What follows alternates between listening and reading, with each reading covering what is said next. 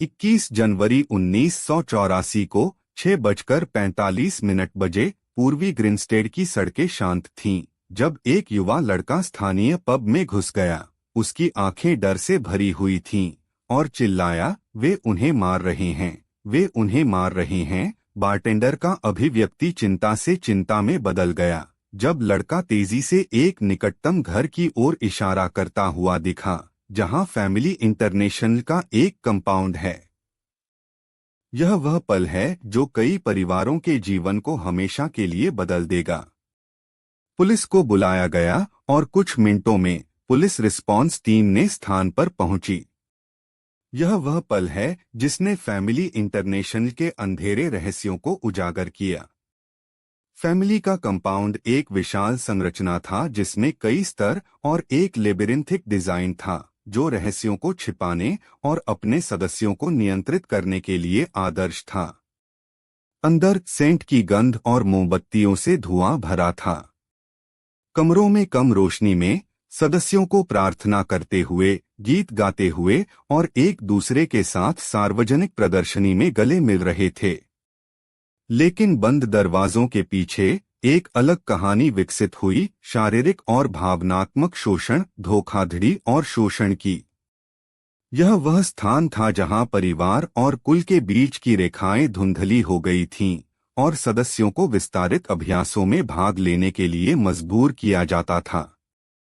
इस शोषण के जाल के केंद्र में इस समूह का नेता डेविड ब्रैंडनबर्ग, जिसे मूसा के नाम से भी जाना जाता था, एक आकर्षक व्यक्ति था जिसकी एक विशिष्ट आवाज और एक प्रभावशाली उपस्थिति थी। उनके अनुयायी उन्हें एक भगवान के संदेशवाहक के रूप में पूजा करते थे। उनकी विशिष्ट आवाज और प्रभावशाली उपस्थिति ने ध्यान आकर्षित किया और उनके शब्द कानून थे। जिन्होंने उनसे सामना किया, उन्हें गंभीर परिणामों का सामना करना पड़ा, जिसमें समूह से निष्कासन और शारीरिक नुकसान शामिल थे।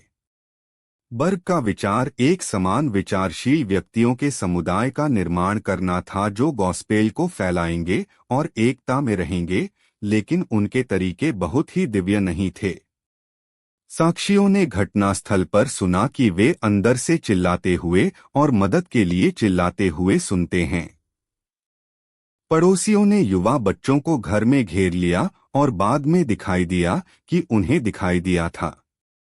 कुछ ने यहाँ तक कहा कि बर्ग खुद भी देखा गया था, उनके प्रतिष्ठित बालों और रोब के साथ देख रहे थे कि क्या हो रहा है, एक गणना करने वाली नजर से। पुलिस ने साक्ष्यों से साक्ष्य लिए, लेकिन शोषण की पूरी विस्तारित होगी जब तक कि कई सालों बाद। घटना के बारे में खबर फैलने के बाद पुलिस के सामने एक चुनौतीपूर्ण काम था, फैमिली इंटरनेशनल के संदिग्ध पर्दे के पीछे की सच्चाई को उजागर करना। अब आगे बढ़ने से पहले सब्सक्राइब करें और बेल को दबाएं। हम दिन भर नए मामलों को पोस्ट करते हैं। हमारी सच्ची अपराध श्रृंखला में आपका स्वागत है, जहां हम मानव प्रकृति के सबसे अंधकारमय कोनों में डूब जाते हैं। आज हम एक मामले को देखेंगे जो आपको विश्वास और विश्वास के मूलभूत संरचना पर प्रश्न करने के लिए मजबूर करेगा। David Berg, the Family International के संस्थापक, 8 अक्टूबर 1918 को कैलिफोर्निया के रोजविल में पैदा हुए थे। वह आगे बढ़कर एक आकर्षक नेता बन गए, लेकिन बंद दरवाजों के पीछे उनके कार्यों ने एक दुष्ट इरादे को उजागर किया।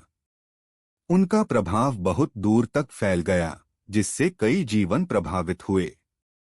द फैमिली इंटरनेशनल के नेता के रूप में डेविड बर्ग, जिसे मोसेस डेविड के नाम से भी जाना जाता है, एक जीवन का आनंद लेते थे जो लग्जरी और शक्ति से भरा हुआ था। वह अपने अनुयायियों को पत्र लिखने के अपने दिन बिताते थे, जबकि उनका परिवार समूह के कंपाउंड के बाहरी हिस्से में एक मैंशन में रहता था। बर्ग एक आत्म प्रमाणित पैगंबर थे जो भगवान से सीधे संदेश प्राप्त करने का दावा करते थे। वह अपनी आकर्षण के लिए जाने जाते थे, जो हजारों अनुयायियों को आकर्षित करते थे, जिनमें से कई युवा और कमजोर थे। उनका परिवार जीवन जटिल था, जिसमें विभिन्न महिलाओं और बच्चों को विश्वभर में फैला हुआ था। बर्ग के संदिग्ध व्यवहार के बावजूद उन्होंने एक स्वीकार्य व्यक्तित्व बनाने में सफलता प्राप्त की। उनके अनुयायियों के लिए वह एक मसीही पात्र थे, एक बचावकर्ता जो उन्हें बचाव और सुख की ओर ले जाएगा।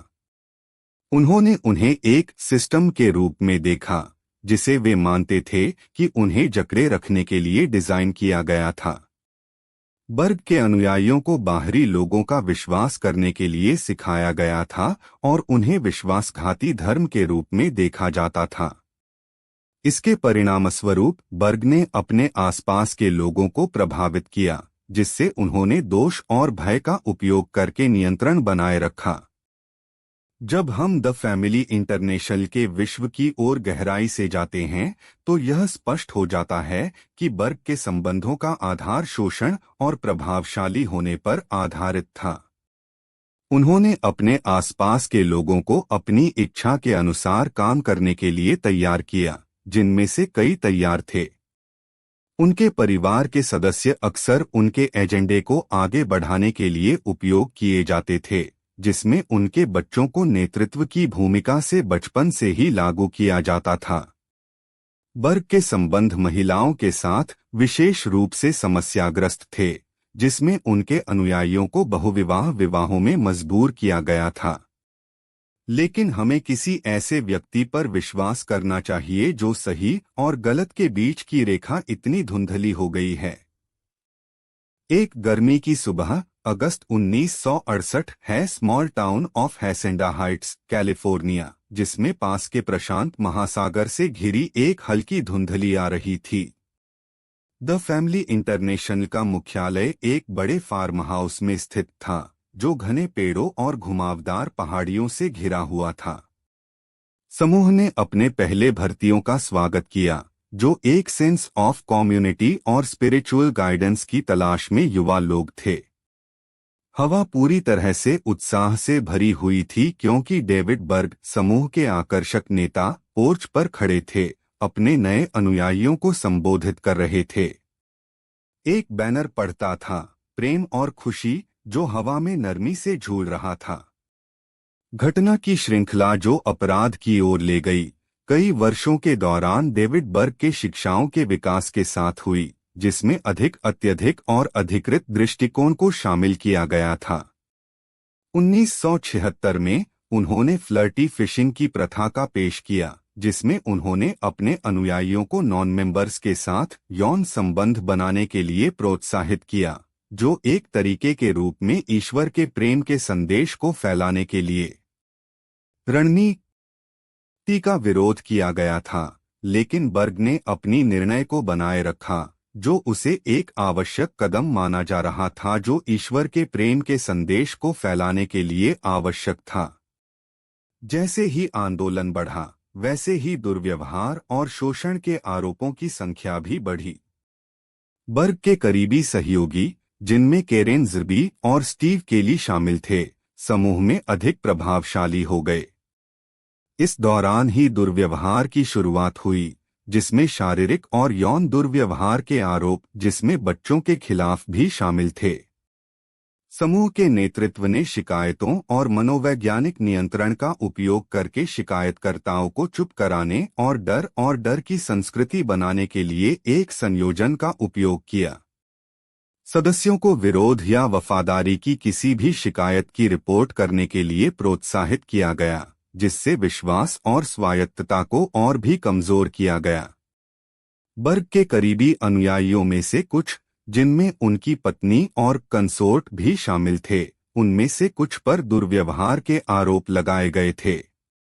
शिकायतकर्ताओं में से अधिकांश युवा और कमजोर थे, जो अक्सर समूह सत्रों और परामर्श में भाग लेने के लिए मजबूर किए जाते थे, जहां उन्हें दुर्व्यवहार के लिए जिम्मेदार ठहराया जाता था। अपराध की सबसे हैरान करने वाली व्यक्तिगत विवरण यह थी कि समूह के नेता केरेन ज़िर्बी और स्टीव केली ने अपने प्रेम और खुशी के विचार को बढ़ावा देना जारी रखा, यहाँ तक कि वे दुर्व्यवहार को रोकने के लिए जो कुछ भी कर रहे थे, उन्होंने दुर्व्यवहार को बढ़ावा देना जारी रखा। शिकायतकर्ताओं को समूह सत्रों में भाग लेने के लिए मजबूर किया गया, जहां उन्हें दुर्व्यवहार के लिए जिम्मेदार ठहराया गया और उनकी गवाही का उपयोग दूसरों को चुप कराने के लिए किया गया। यह एक सबसे बुनियादी मानव विश्वास का उल्लंघन था और यह एक विवरण है जो हमें इस जांच के दौरान हमेशा के लिए प्रभावित करेगा। ज़िबी और केली की समूह के नेतृत्व को जारी रखना इन आरोपों के बावजूद एक असामान्य स्तर की भ्रष्टाचार और नैतिक पतन की ओर इशारा करता है। जब हम द फैमिली इंटरनेशनल के मामले की जांच करने लगे तो स्पष्ट हो गया कि अधिकारियों ने शुरुआत में इसमें शामिल होने से हिचकिचाहट की। जब 1970 और 80 के दशक में बच्चों के शोषण के आरोप सामने आए तो पुलिस ने धीरे धीरे प्रतिक्रिया दी, जैसे कि वे शक्तिशाली और प्रभावशाली समूह को संभालने से हिचकिचाते थे। चिंतित नागरिकों और कार्यकर्ताओं के कई वर्षों के लिए लॉबिंग करने के बाद अंततः कानून प्रवर्तन ने आरोपों को गंभीरता से लेना शुरू किया। 2011 में बीबीसी ने एक डॉक्यूमेंट्री प्रसारित किया जिसमें समूह के दुर्गम पहलू का खुलासा किया गया, जिससे ब्रिटिश पुलिस ने एक पूर्ण मापन जांच शुरू की। यह मामले में एक महत्वपूर्ण मोड़ था, लेकिन न्याय की अंतिम प्राप्ति से पहले कई वर्षों का इंतजार करना पड़ा। जिस चीज ने सब कुछ बदल दिया वह था एक संग्रह पत्र जिसे मो लेटर्स के नाम से जाना जाता है, जो समूह के नेता डेविड बर्ग द्वारा लिखे गए थे। ये पत्र, जो दशकों पुराने थे, बच्चों के शोषण के लिए विशिष्ट निर्देशों को शामिल करते थे, जिसमें शोषण को सहमति से दिखाने के लिए सलाह शामिल थी। पत्र बर्ग के public message of love and redemption के विपरीत थे और वे समूह के वास्तविक स्वभाव के एक हिलिंग इंसाइट को प्रदान करते थे। जैसे ही जांचकर्ता पत्रों को पढ़ते गए, वे कई वर्षों से छिपे हुए एक दुर्भाग्यपूर्ण शोषण के पैटर्न को एक साथ जोड़ने लगे। पत्र एक स्मोकिंग गन थे और वे अंततः कई उच्चस्तरीय सदस्यों को दोषी ठहराने का मार्ग प्रशस्त करेंगे।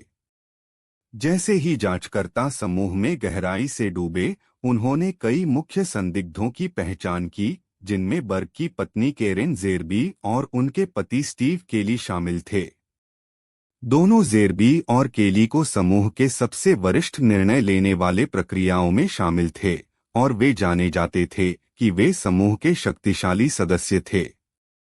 हालांकि वे एकमात्र संदिग्ध नहीं थे, क्योंकि कई अन्य उच्चस्तरीय सदस्य भी जांच के दायरे में थे। जैसे ही जांचकर्ताओं ने समूह के चारों ओर एक जाल बिछाया, ज़ेरबी और केली ने छिपने का फैसला किया, जिससे जांचकर्ताओं के लिए उन्हें स्थानांतरित करना मुश्किल हो गया। अन्य संदिग्ध हालांकि गिरफ्तार किए गए या देश छोड़ने के लिए मजबूर किए गए। द फैमिली इंटरनेशनल की जांच में एक श्रृंखला की महंगी गलतियों का सामना किया गया, जिसमें एक मुख्य संदिग्ध का पीछा करने के लिए कई महीनों का समय बर्बाद हुआ। जांचकर्ताओं ने कई महीनों तक एक पूर्व सदस्य का पीछा किया, जिन्हें उन्होंने समूह के शोषण में एक मुख्य भूमिका निभाने वाले के रूप में संदेह किया। हालांकि यह मुख्य संदिग्ध अंततः एक मृत बिंदु साबित हुआ और यह केवल बाद में पता चला कि वास्तविक अपराधियों समूह के शीर्ष पर बैठे थे। बर्बाद समय और संसाधनों ने अन्य मार्गों का पीछा करने के लिए समय बर्बाद किया और देरी ने अंततः समूह को अपने पैरों को ढकने और सबूतों को नष्ट करने का मौका दिया। गलती एक महत्वपूर्ण वापसी के लिए जांचकर्ताओं के लिए एक महत्वपूर्ण बाधा बन गई और यह कई वर्षों तक जांचकर्ताओं को पुनर्स्थापित करने के लिए लगा। वह परिवर्तन या खुलासा जो किसी ने भी नहीं देखा था, यह है कि ब्रिटेन में वर्षों से शोषण के आरोप लगाए